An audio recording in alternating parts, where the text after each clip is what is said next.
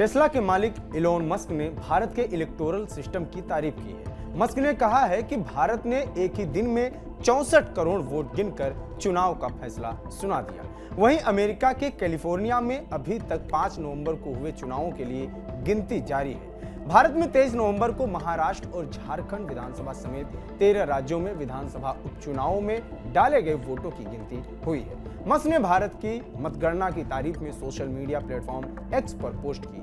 इस पोस्ट में सवाल किया गया कि भारत ने एक दिन में कैसे 64 करोड़ वोट गिने। इसके बाद मस्क ने दूसरा पोस्ट शेयर किया जिसमें एक यूजर ने लिखा था कि भारत ने 640 मिलियन वोट एक दिन में गिन लिए और कैलिफोर्निया बीते 18 दिनों से 15 मिलियन वोट गिन रहा है।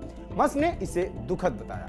अमेरिका में हर 4 साल में राष्ट्रपति चुनाव होते हैं। इस बार मतदान के लिए कुल 15 करोड़ 30 लाख पंजीकृत मतदाता थे। इनमें 4 करोड़ 10 लाख युवा वोटर्स थे, जबकि 8 लाख 25 हजार ट्रांसजेंडर वोटर्स थे। अमेरिका में ज्यादातर वोटिंग बैलेट पेपर या ईमेल बैलेट से होती है। इस बार केवल 5% इलाकों में वोटिंग के लिए मशीन का उपयोग किया गया था, इसलिए यहाँ वोट काउंटिंग में काफी समय लगता है। कैलिफोर्निया अमेरिका का सबसे बड़ा राज्य है।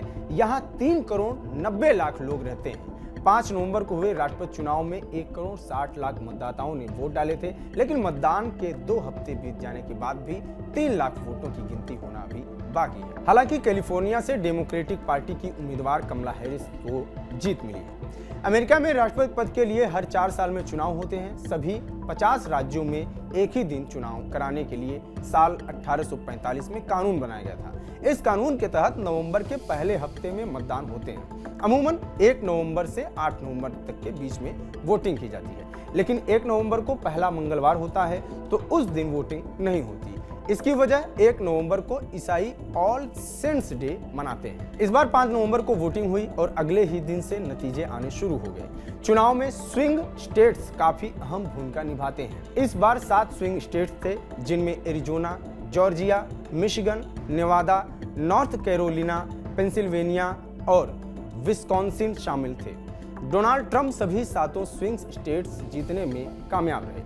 इस तरह ट्रंप कुल 312 सीट जीतने में कामयाब रहे, जबकि कमला हैरिस 226 का आंकड़ा छू सकी। डोनाल्ड ट्रंप दूसरी बार अमेरिका के राष्ट्रपति बनेंगे। जनवरी 2025 में ट्रंप राष्ट्रपति पद की शपथ लेंगे, तभी ओवल ऑफिस पहुंचकर वो कार्यभार भी संभालेंगे। हालांकि इससे पहले ही ट्रंप अपनी कैबिनेट तय कर चुके हैं। इसमें सबसे रोचक है DOGE यानी डिपार्टमेंट ऑफ गवर्नमेंट एफिशिएंसी।